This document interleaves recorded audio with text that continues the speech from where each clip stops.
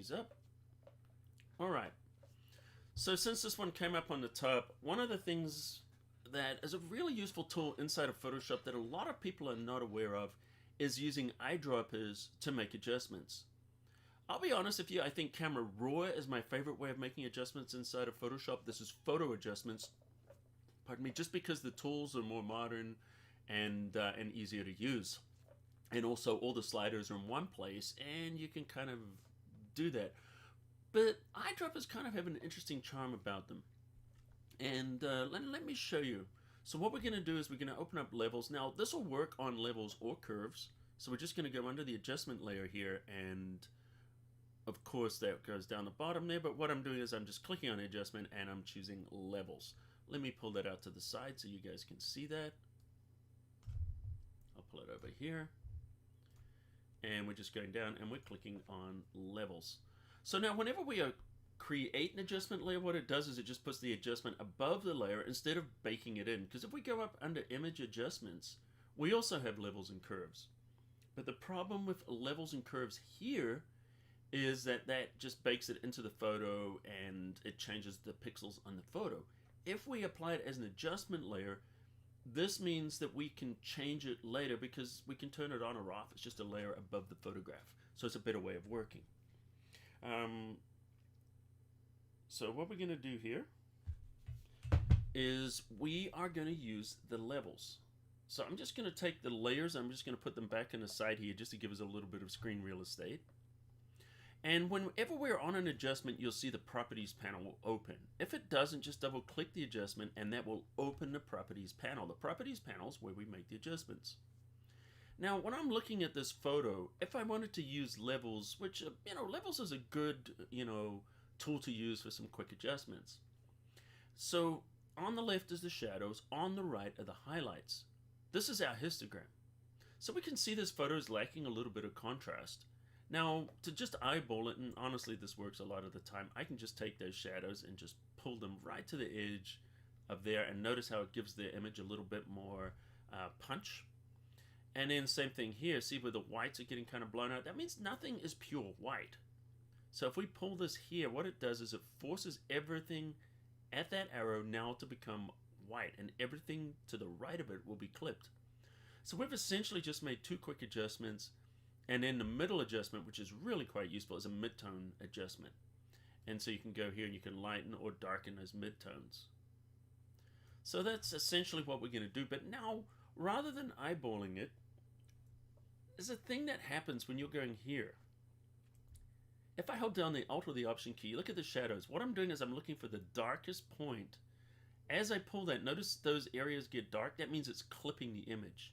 So if I pull it here, I can go right to the edge of where those are beginning to clip and without clipping them. And same thing with the highlights. So if I hold down the Alt or the Option key, if I go there's nothing is clipping.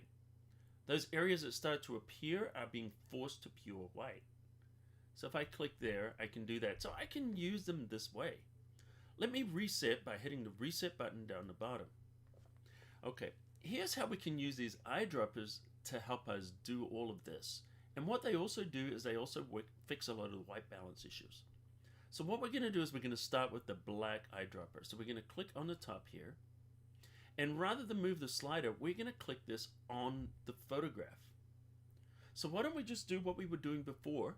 Hold the Alt or the Option and click and drag where we start to see where it starts to go dark first. And I can see it's in those areas there. Okay, so we know that's the darkest point. So I'm going to click there in the darkest point. And that will set that to the darkest point, and everything to the left now will be set to black inside of there. Now let's grab the white eyedropper. Once again, let's figure out where the brightest part of the image is, with detail of course. You don't want just blown out areas. Okay, I see that some of that's appearing on that boat there. So if we look in here in the boat, we can do it. Now if I want to make this eyedropper more accurate, by the way, see the eyedropper tool here? The sample size can be set here. So right now it's set to point sample, which means it's going to sample that individual pixel. That's not very good because if there's any noise or grain or anything in there, it's going to pick that up rather than the image. So if I want something pretty accurate, I'm going to go for a 3x3 average, and that's going to pick the 3 pixels around that area. or even a 5x5, depending on the resolution of your image. So a lower resolution image, you're going to have a lower amount. A higher resolution, you can afford that. And also, if it's a more noisy image, you're probably going to want to have a larger number too. So I'm going to choose let's choose a 5x5. That's a nice safe number. And I know that the lightest part is in this boat, so I'm going to click here, making sure that that's the white eyedropper. See that? Take that, click it on the brightest part of the boat, and notice how that brightens up the photo nicely. And so that's looking pretty good. If we look at this before and after, see how it's kind of looking just a little bit washed out, and now it's just much cleaner. It's got more snap and punch. That's a good thing. And one of the things I do want to mention to you guys too about photos, some of the photo editing. One of the things that it seems like a lot of people don't focus on too much these days is quality. I notice people are getting good at bringing out details and highlights, bringing out details and shadows and sharpening, but I'm starting to see a lot of people are getting a little too carried away with the clarity slider. People getting a little too carried away with some of the sharpening, and it's ruining the fidelity of the photograph, meaning the photo's starting to get a little crunchy, and it comes down to quality is really, really important. So if you look at this image, we've made these adjustments, but look at the quality of the image. It's nice and smooth.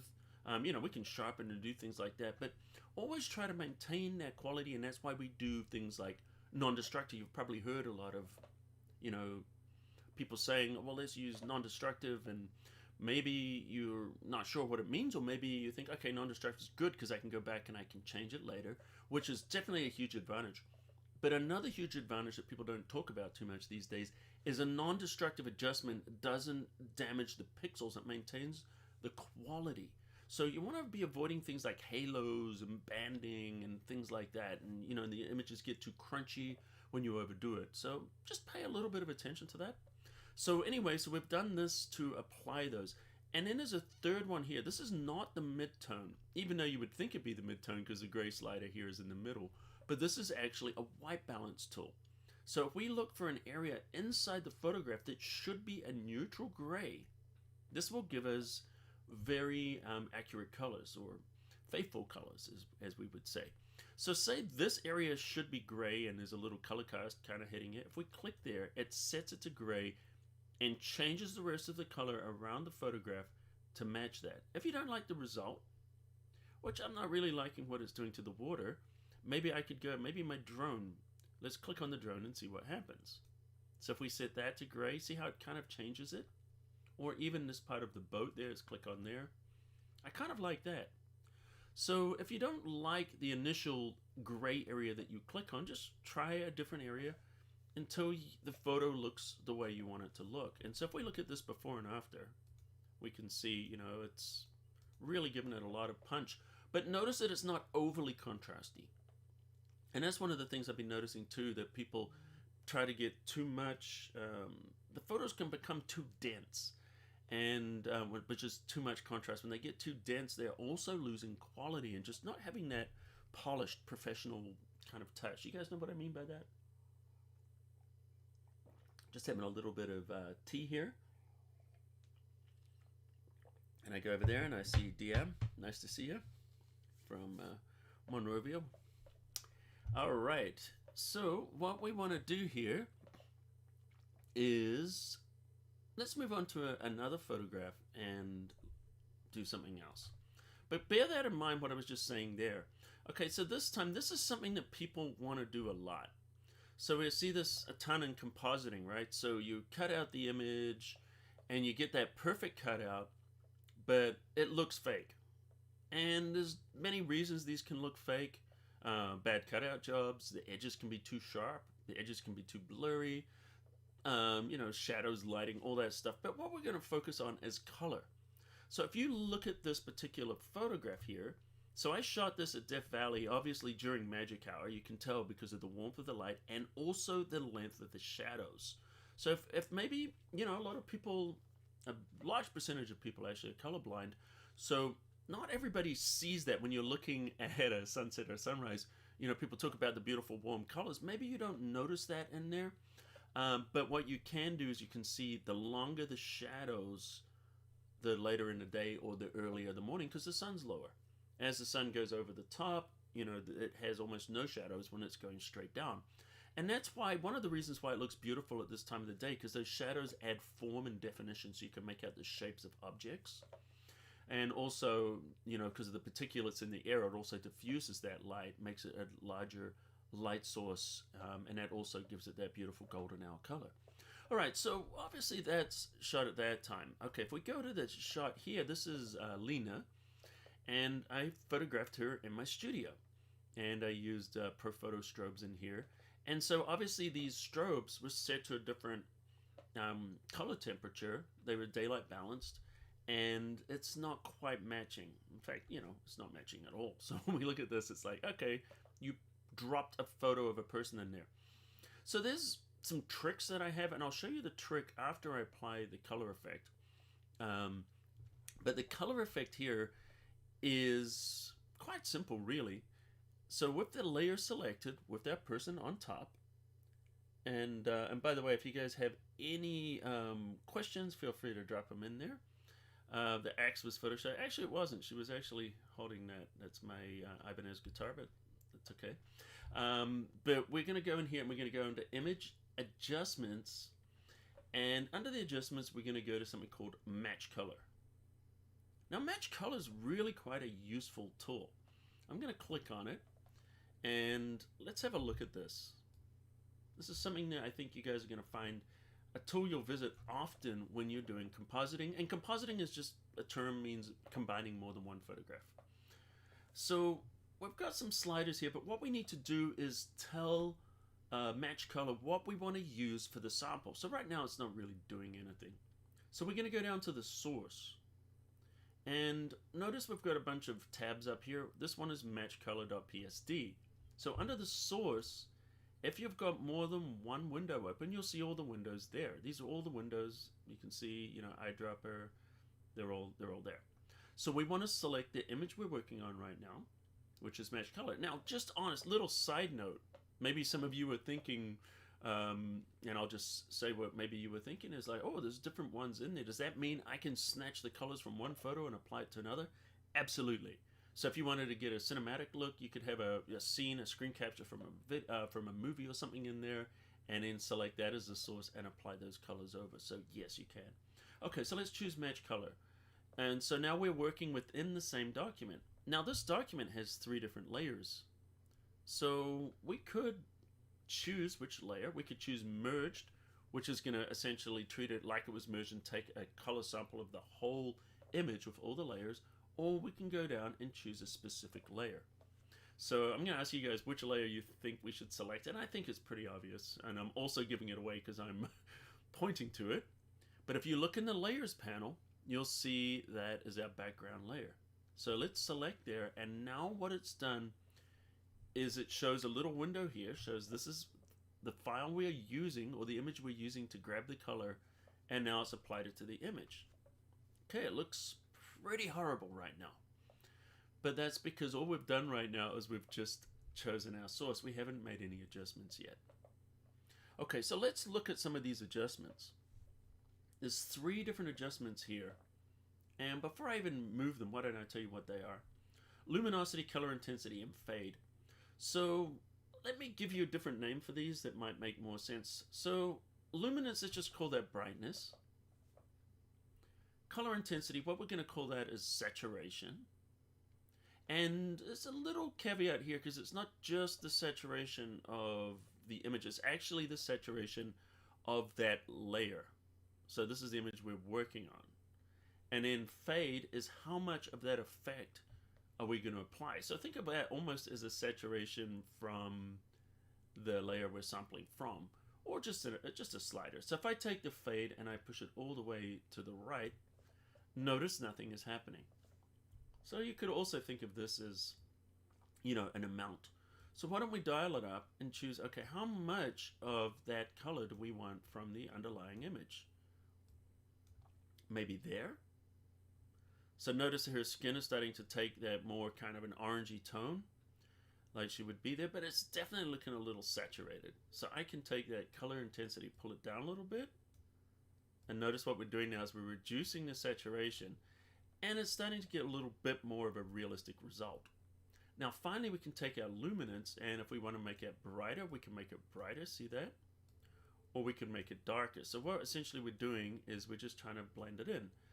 Now, because this will work if she's in shadows or highlights, it doesn't matter. But right now she's in the sun, so the highlights are probably brightening it is going to look better.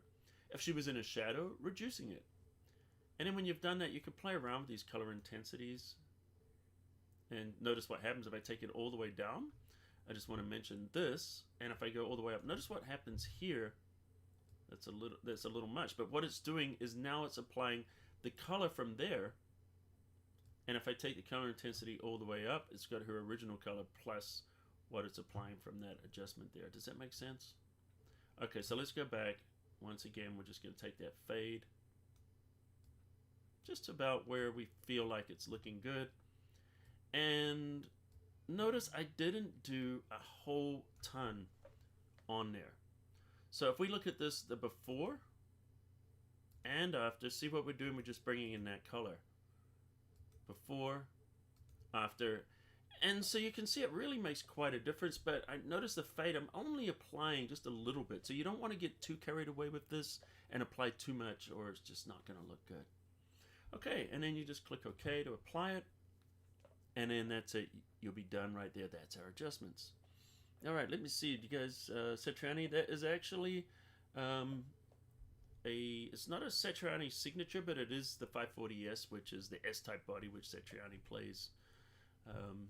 This particular one's a Japanese custom. All right, so let's go here. Let's look at, I want to get into your photos a little bit, so maybe we'll come back to some of my tutorials here on my photos if we've got anything like that. Is it possible to spare some parts? The guitar looks weird afterwards. Not sure what was saying there. Actually, I flipped that photo over. That's why the guitar was looks like a left-handed guitar. All right. So anyway, we're gonna go in here, and I'm gonna show you something pretty cool. Just checking here to see the messages. You guys are saying the volume's still too low. Okay. Let me see if I can turn this up and see what we can do here, because I want to make sure that you guys can hear me properly. All right. Okay, so I've got the volume up here. Let me know how that is, guys. Is the volume? How's the volume now? Make sure you can hear that properly.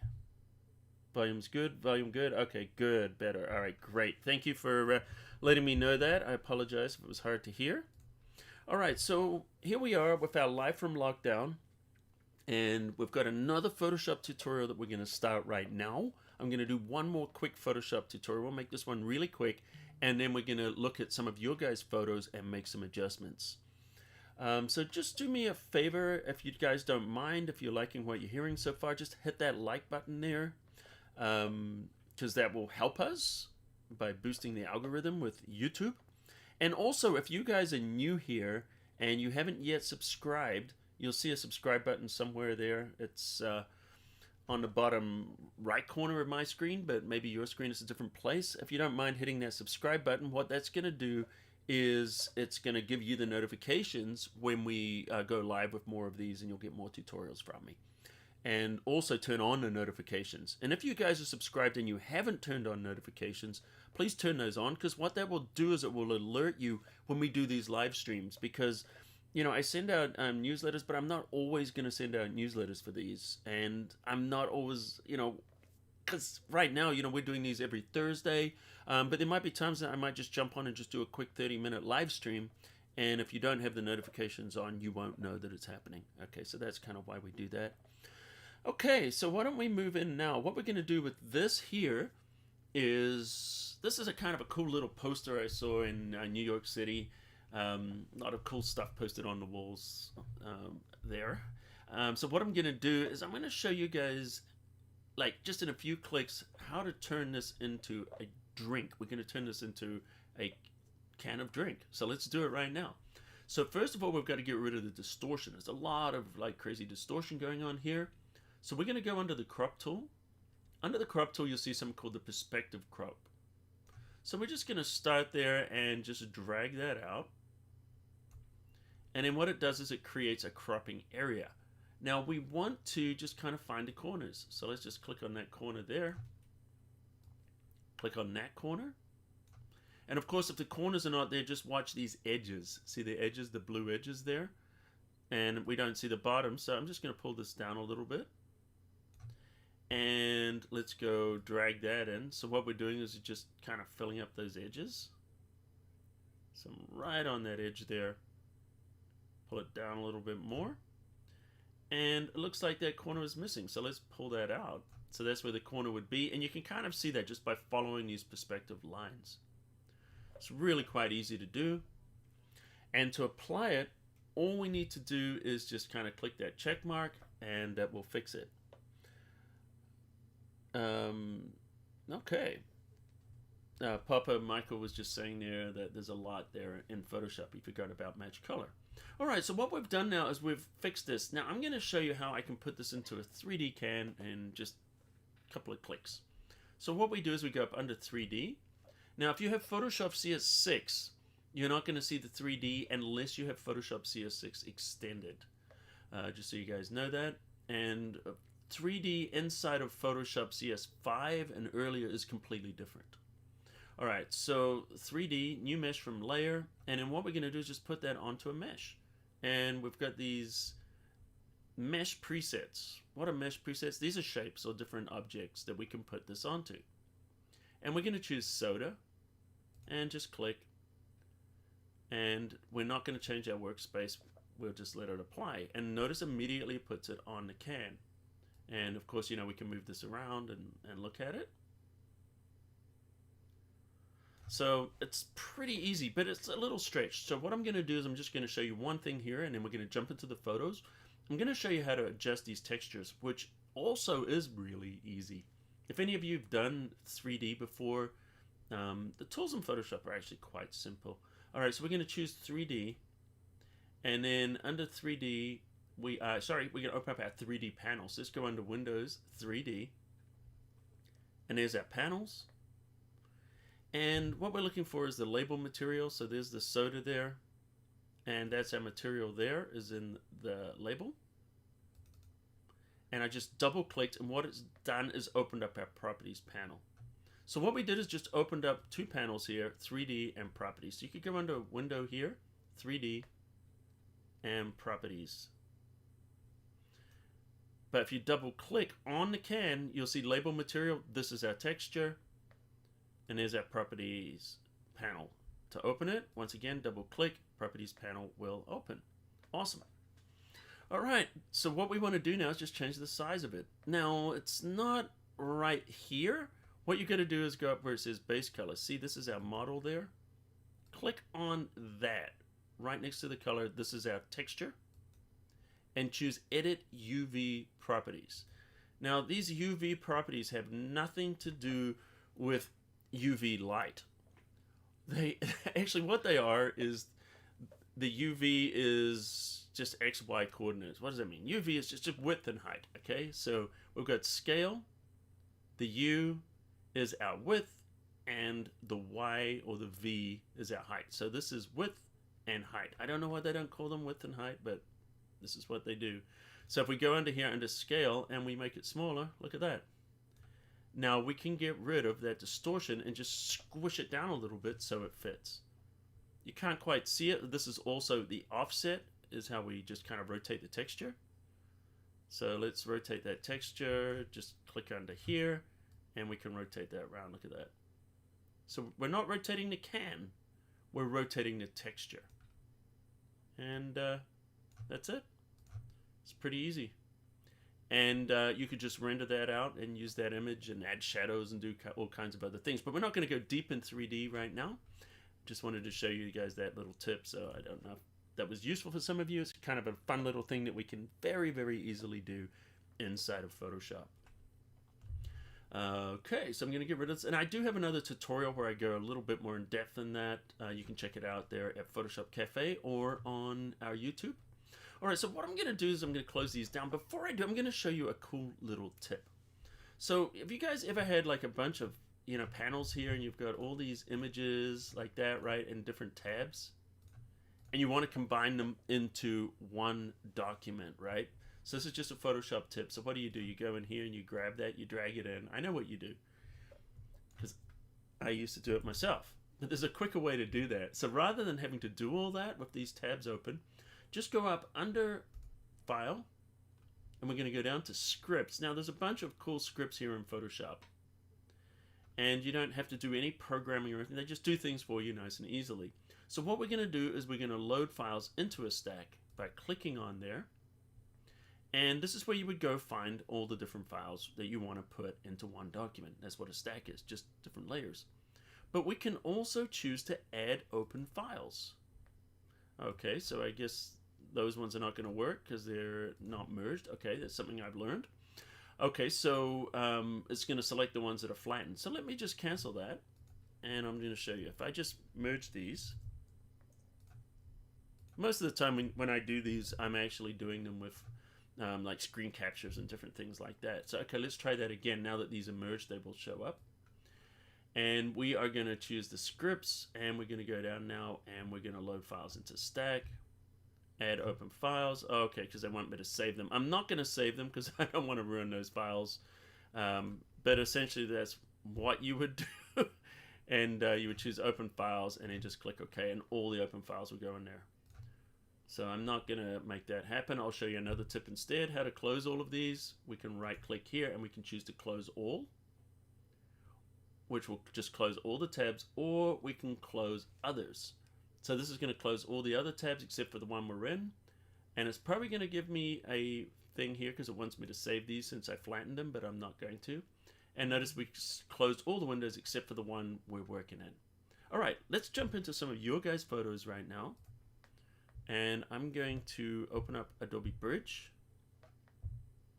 And so here's Adobe Bridge right here.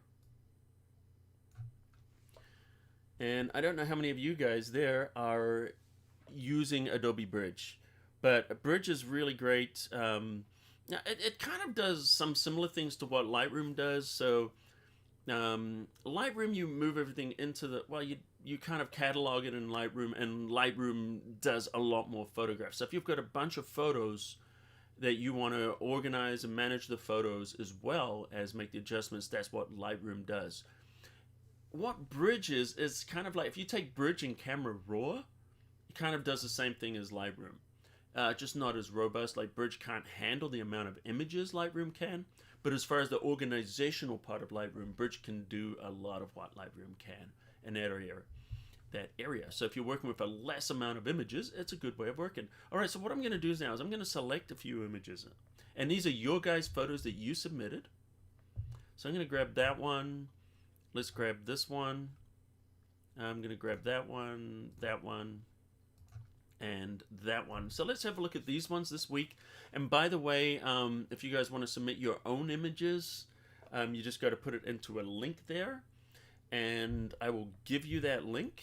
I didn't give it to Bruce. I don't believe Bruce has the link. So let me just quickly, under my notes here, I have actually made the link here. So this is it. I'm posting it into the chat right now.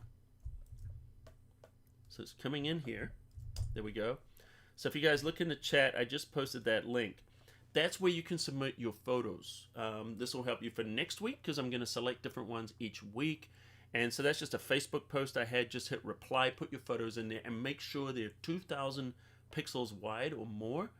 I am going to set up a Dropbox link so we can get RAW files or better ones, because unfortunately these are JPEGs and have Facebook compression, so we have to deal with that. But that's okay for now. So once I get that figured out, I'll let you guys know.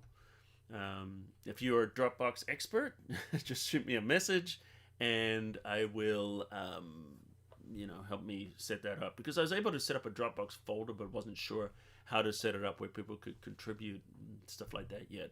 All right, so anyway, I've selected a few images, and what I'm going to do with these is I'm going to open them in Camera Raw. So I'm going to right-click and choose to open in Camera Raw. All right. I'm just keeping my eyes on these messages in case Bruce lets me know something. Okay. Just a quick question here. Thank you, Eric, that you're enjoying these tips. And PhotoMaker, is there a way to get tabs to always open unpinned in Photoshop? Yes, there is.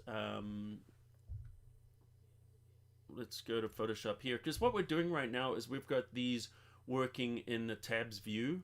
If you go up under Windows here, we go under a range here, we can change these to float.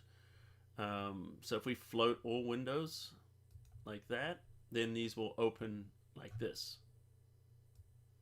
And so rather than being in the tabs, they will open as separate images, just like they used to back in the old days of Photoshop.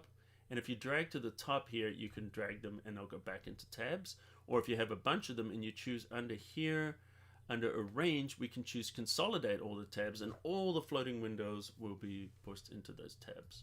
All right, so let's go and have a look at the photos we're going to work with right now. So we can see the names here. And by the way, do me a favor when you put these in, put your name on them. So this one is from Julie Boyle. This one here is from Karen. Oh, that's a very Irish looking name, maybe. We've got Ken Rucker. We've got this one here from Rhett Brown. And we've got this one here from Val. So why don't we start quickly? I'm going to do this one just because, you know, this one obviously has a lot of problems. And so let's have a look at this. Now, we cannot make this a perfect photograph. We can recover it, and I'll show you how we'll recover as much as we can in here, but there's a couple of things going on here, and the big problem here is the lack of dynamic range. So what you've got here is the sun coming up, beautiful sunrise here, or sunset, guessing actually a sunset, and the camera is trying to expose for this, but the dynamic range in the camera is just not like the human eye. The human eye can see more lights and darks at the same time, whereas a camera sensor can't. So it's trying to capture this detail here, or this light, and then what it's doing is making the rest of the photograph too dark. And that's actually a smart move. If you have an area that you've got very, very high bright areas and dark areas, you do want to try and expose for the brighter areas, because those are harder to recover. The shadows are much easier to recover than highlights are on a digital sensor. So, you know, we're never going to make a masterpiece out of this, but we can definitely help it by just using the recovery sliders. So if you look inside of Camera Raw, let me just drag this to the side so you guys, actually the sliders you need, you'll be able to see. Okay, so we've got these sliders here. You've got exposure, you know, which is just your overall brightness. So we could kind of pull that down, but watch this. See, when we go as far as we can and it's still white, that means that the dynamic range, the details and the highlights were not captured. But if we go all the way up here, notice there's the shadow area. Notice these shadows, we can recover that detail in those shadows. It's going to be noisy. That's what all that grain is. That's the downside of that. So I'm just going to double click and reset. So we've got sliders here. We've got exposure, contrast, we've got highlights, shadows, whites, and blacks.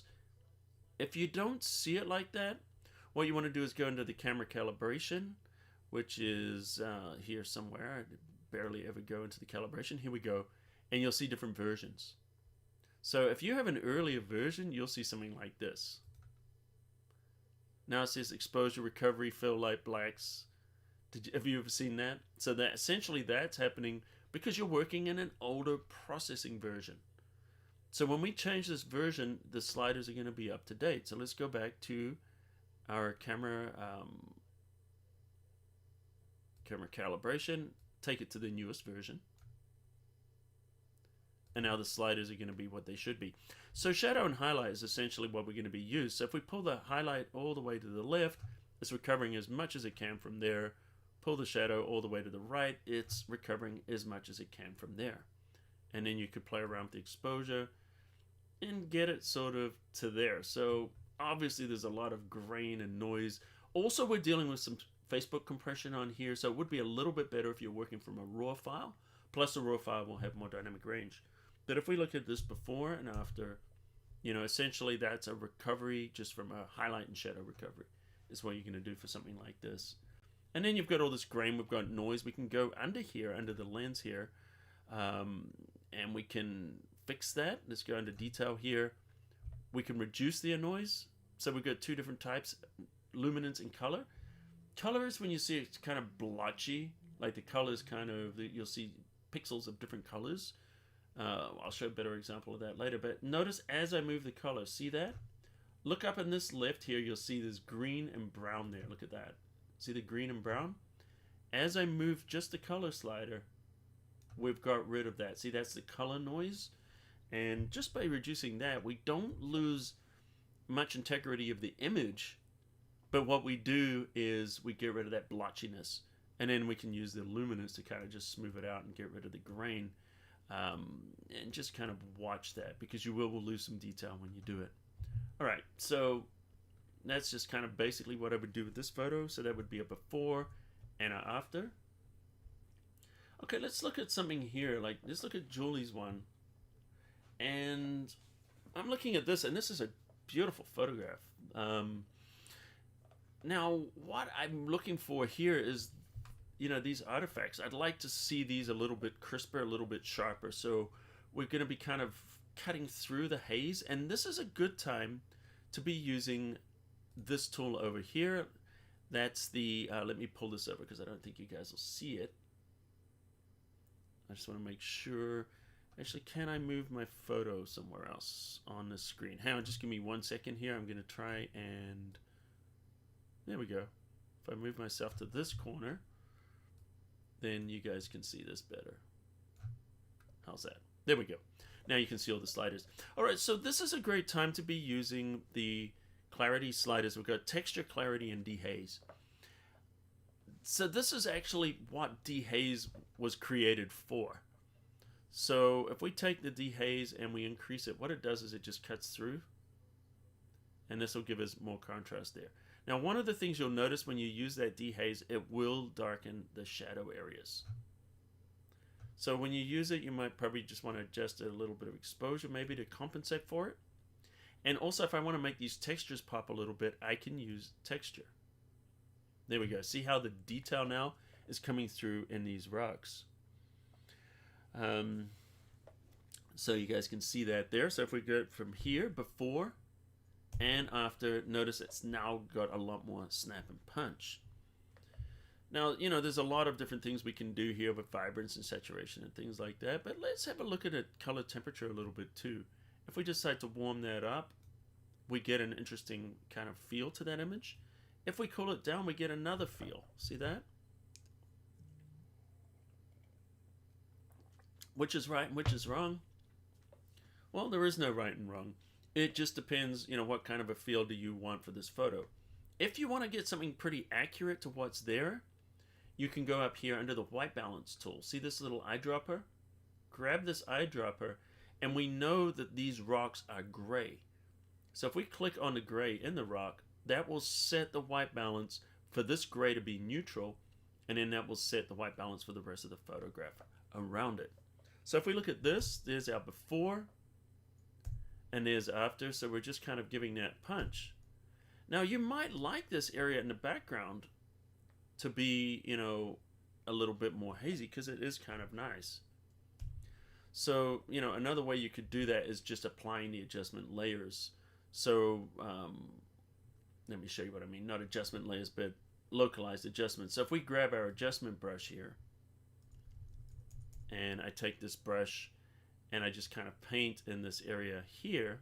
You're not seeing much happening right now. I'm just kind of painting around it. But we can go in here and we can take that dehaze and reduce that dehaze and just kind of let it go back into what it was. See what we're doing? So now we're giving this image a little bit of depth. And, you know, we could paint over here. We could dehaze this area too if we wanted. And so what we're doing is just adjusting that locally.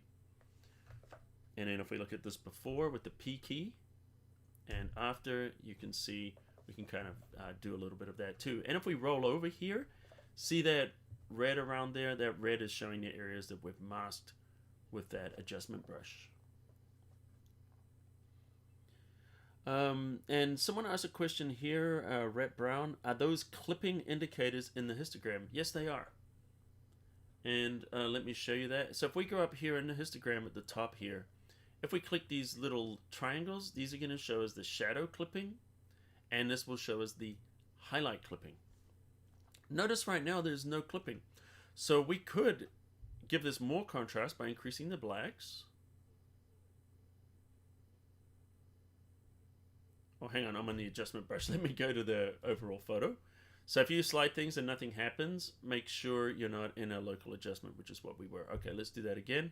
We've got those. Let's go to our blacks.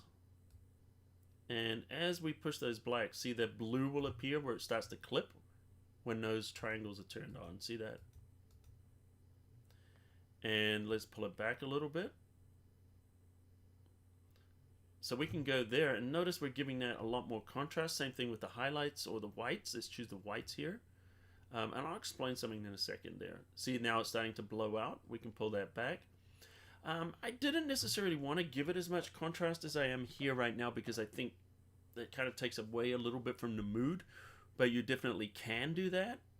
I kind of like it a little lower contrast because it still feels like there's a little haze there. But if you want to increase that contrast, you can. Now notice something. Notice that I used the highlights and the shadows before when we were working on that photo of rats, and those were helping us recover detail in the shadows and highlights. Notice in this case I wasn't using shadow highlight, I was using whites and blacks because whites and blacks give us contrast. So if we look at the white and black slider, let me just reset both of these by double clicking them.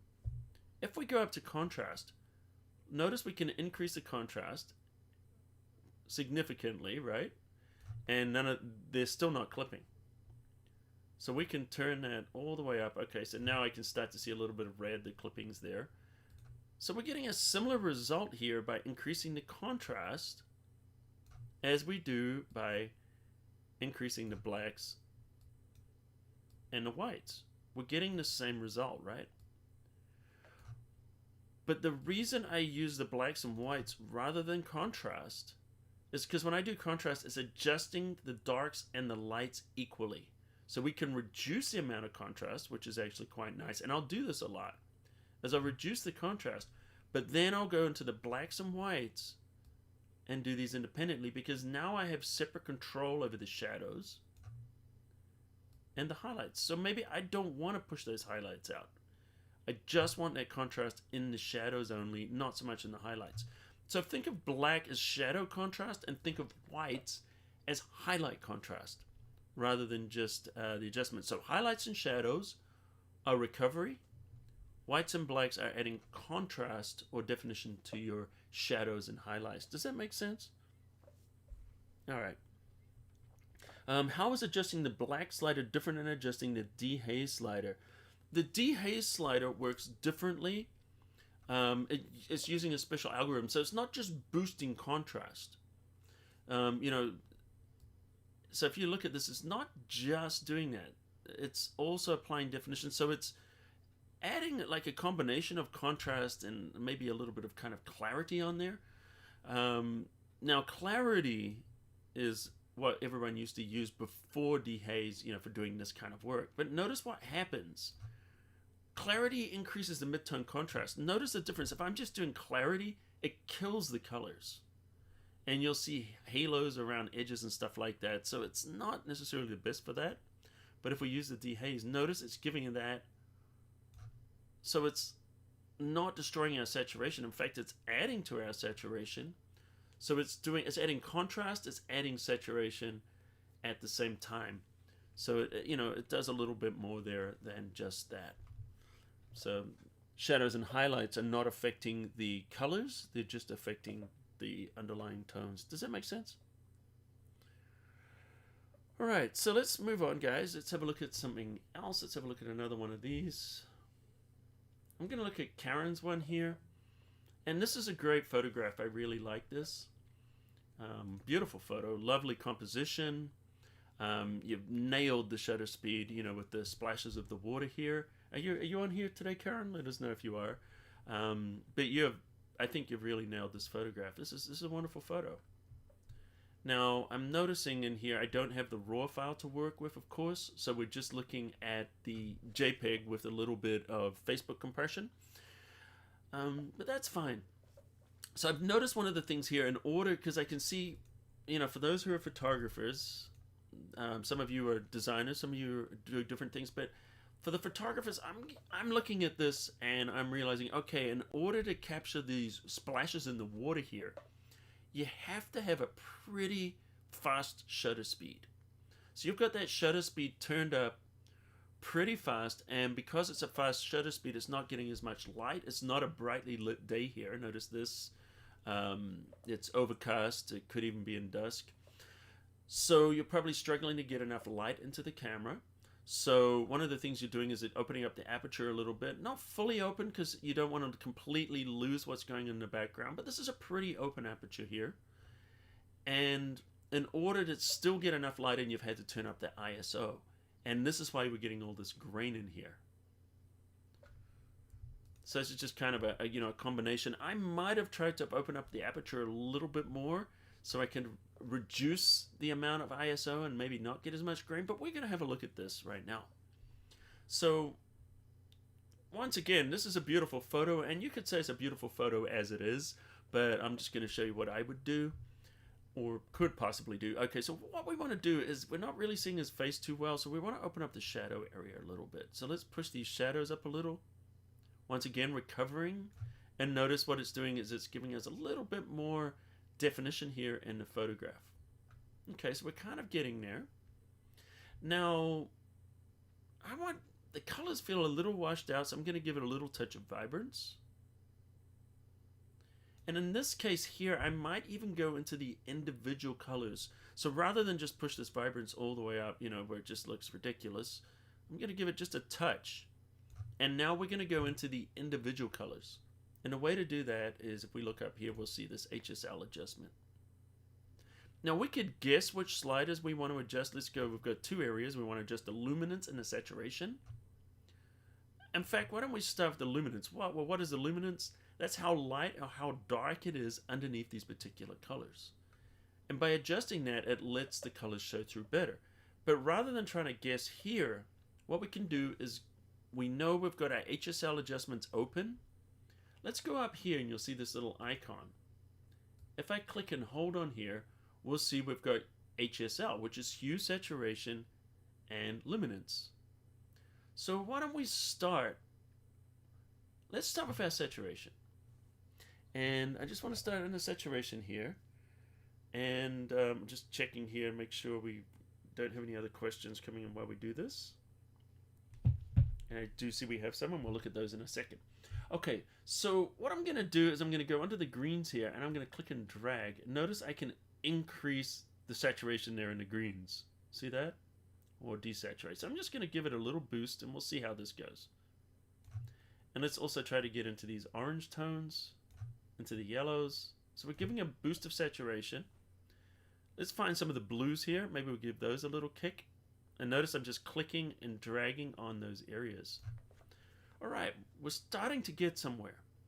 But in order for this to really pop, what we want to do now is not just adjust the saturation. Let's click on here, and this time we're going to go to the luminance. And so I know if I hit this green and I brighten up the greens, notice what will happen to the colors. See, as we brighten up those greens, see how it's just really kind of helping the color. Let's make sure I'm really on there. That's anything with this is difficult. There we go. To sometimes nail it. But see what we're doing now is we're brightening up those greens. So it's a combination there of the saturation and also the luminance that's going to give us the color. Now we could go to the blues here, and I almost want to darken those blues down. Yeah, see what's happening? But watch it. See, as I am, we're starting to see these artifacts. Now that wouldn't really be happening so much on the raw file. You'll just get a little bit of it, but a lot of that's happening because of JPEG compression, because of Facebook. So see what we're doing here? So if we have a look at the photo, let me click back and we look at this. Let me just grab my slider here. There we go. And so we can see what we're doing with that photo there. We can see it's really starting to make a difference. Now, what I want to do though is I want to try and clean up some of this noise, because we did mention that we get noise when we shoot with that higher ISO. So we're going to go under this tool here, and we've got noise reduction. Now I want to double click or just move to 100%. And at this 100%, I don't know if you guys can see, I mean, obviously these artifacts are there, but also look at the colored noise. You can see, usually you see these little pink dots, right? You know, pink in different colors, but pink seems to always be the the primary color you're going to see a lot with these little dots. So by adjusting the color here, we can reduce that. See that? Just going from there, look at that. It even got rid of all of that Facebook compression by simply doing that color. See that? So we've got all these artifacts. Now they're gone, just like that. So the color slider under noise reduction is incredibly powerful. A lot of people don't realize this, and they go into noise reduction and start adjusting luminance. But look at what color did there. Incredible difference. Look at that. Before, after. And so it just really just evened out the grain structure in there. And if you want to smoothen out the grain a little bit, which I don't even know if we need to be honest, but let's zoom out and I'll show you. So if we have fit in view, it's not bad. Yeah, there's some grain in there, but it does add a little bit of character to the photo. I'm actually okay with it. But if you want to get rid of it, you can also go up under the noise reduction here and just choose a little bit of luminance. Look at this. Boom. Smoothens it out and gets rid of the grain. Now you probably have to compensate by using a little bit of sharpening. And look at that. And see what we've done there is we've been able to preserve a lot of the quality there of the photograph. So, you know, we're not just doing that adjustment there. We're getting that super nice quality. Let me see if I can show you a before and after. There we go. There's a before and an after. Look at that. Before and after. And that's just this panel. Obviously with the before and after, we've also got the noise reduction and all that kind of stuff in there. All right, so let me have a look at some questions that people might be having about some of this. Because I did see a couple of questions here, and I know questions are a great opportunity for everyone to learn. So let me see here. Okay, so John Day asked the questions, would the sliders in Lightroom do this equally well? I'm so glad you asked that question, John, because the sliders inside of Camera Raw and the sliders inside of Lightroom are absolutely identical. They don't work any different at all. They have the same names. The difference is, you know, they're in panels in Lightroom, and here, you know, we have the panels in each one of their own tabs. So all the same tools in Lightroom for adjusting the images are the ones that are here inside of Camera Raw, which is part of Photoshop. Can we go over drawing realistic shadows on objects? Thank you for that, Nick. I'll make a note of that, and we can do a tutorial on that, one of our regular weekly tutorials, or maybe we'll address that next week. Let's have a look. We'll definitely a great suggestion. Thank you.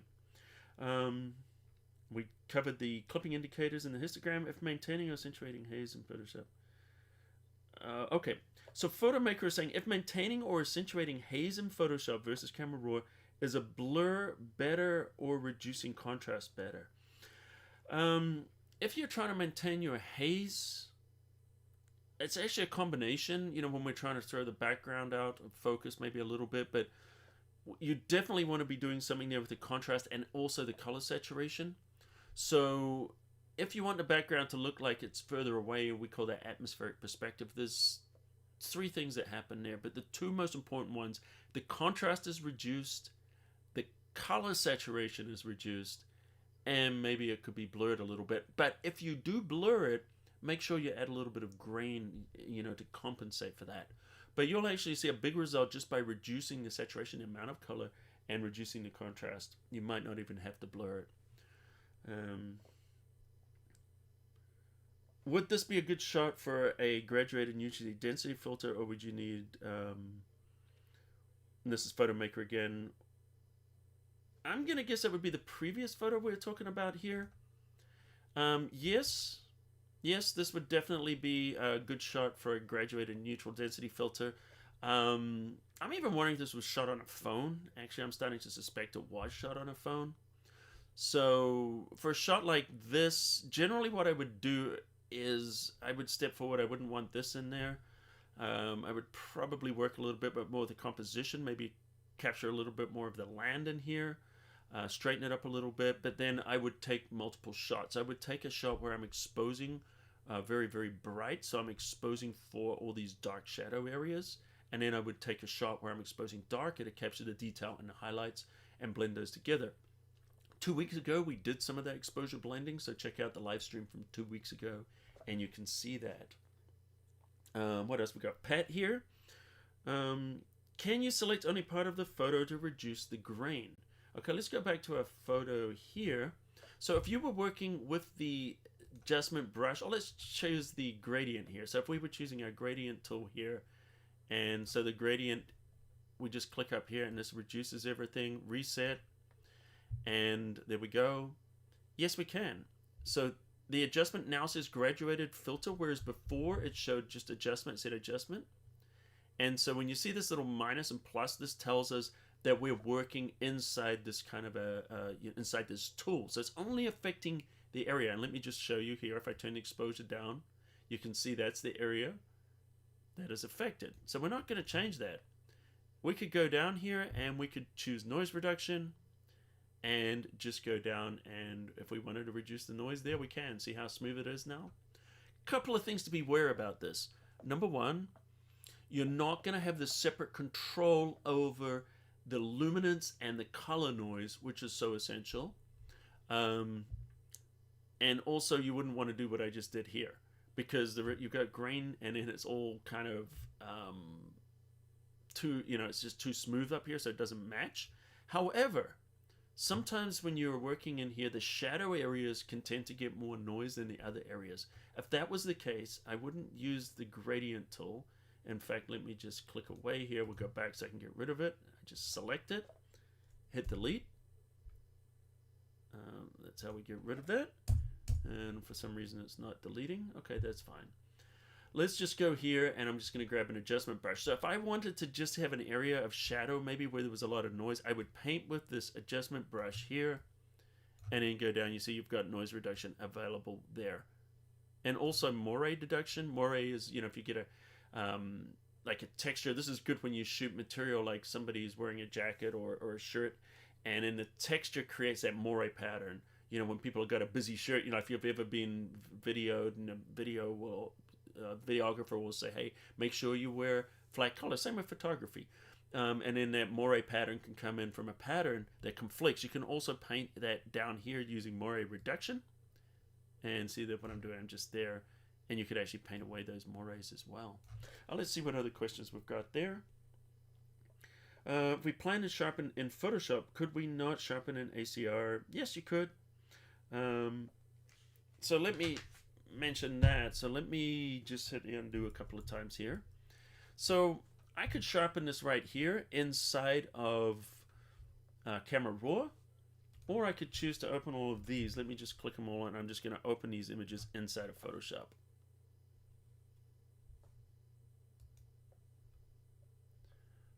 All right, there we go. So now these images are going to open in Photoshop. And we didn't get to do this one. We'll do this one next week. So let's go to the photo that we did here. So yeah, you could sharpen it there, but one of the things I like to do is sharpen it here inside of Photoshop, and I'll show you a technique I use. And this is high pass sharpening. I love to do this because it's non-destructive, doesn't damage the pixels, and also you can brush in and out where you want the sharpening to happen. So if I select here and I just click and drag to duplicate that layer, so we've got a copy of that layer right now. That's step one. Step two, we're going to change the blending mode on that top one where it says normal. Click there, change it to overlay. Now it looks a little different right now, but that's okay. We're halfway through our recipe. So now what we're going to do is we're going to go up under filter. So this is our third step now. So step one, duplicate. Step two, change to overlay. Step three, we're going to go to the high pass filter, which is under other. So we're going to choose high pass. And now notice the colors go back to normal. And we have this. So as we adjust it, we can adjust the amount of sharpening that we want on the photo. See that? And see how it's really making this water just pop. Look at this before. Well, actually, I'll show you before and after once I apply it. Let me just apply it. So if we look at this before, see that water, and then after, see how it's just really just popping. Now, if you didn't want this to appear in the back and you just wanted to sharpen just the foreground, then all you need to do is go and create a layer mask. So if we select our background layer, well, our background copy, this is our sharpening layer. We could call it sharpen. I'll just do that just for the sake of, because we always name our layers, don't we? No, It's probably the first time I've ever actually called it sharpen. Anyway, why don't we add a layer mask? And so we just click on that layer mask icon. So remember what we did. We duplicated the layer, changed it to overlay blending mode. The third step is we applied that high push, and then now we've just added a mask. So what we need to do with the mask, and if you guys don't understand layer masks, anyone struggling with layer masks? Because I have just done last Saturday a tutorial, a 30-minute beginner's tutorial on how to use layer masks. So it's the second of our beginner's tutorials. We'll talk about that in a second, but that's on the YouTube channel at photoshopCAFE. Check it out if you want to understand layer masks. I think you'll like the explanation. All right, so what we're going to do here is on that layer mask, we're going to grab the brush and we're going to paint with black. So make sure our foreground color is set to black. You just click on this color swatch here, and there's our brush. Make the brush nice and big. And if I paint here, notice what's happening. Because it was sharpening that noise, right? So that grain was showing. But now what I did is I just went in and I painted away. If I hit the Option key, this is where I painted black. That means there's no sharpening in that area anymore. So if we look at this, let me show you the mask on and off. Watch this area in the background. That's before. See the noise and grain? Because we sharpened, accentuated it. And then after we were able to paint it away. So now we just sharpened the parts of the photo that we wanted. So that's one of the reasons I like to use the high pass, is because it gives me a lot more control over that sharpening. So anyway, guys, we've covered quite a lot of material this week. And I'm going to hang out for a little bit and chat to some of you guys in there. Don't forget, if you like this, hit that like button because it's helping the algorithm push this forward. If you're looking for if you kind of came in halfway in and you didn't get everything, the replay will be up in about 30 minutes. It's about how long it takes YouTube to do it. Also at photoshopCAFE, I've got all the replays for all of these, and I'll give that to you right now. Let me do that.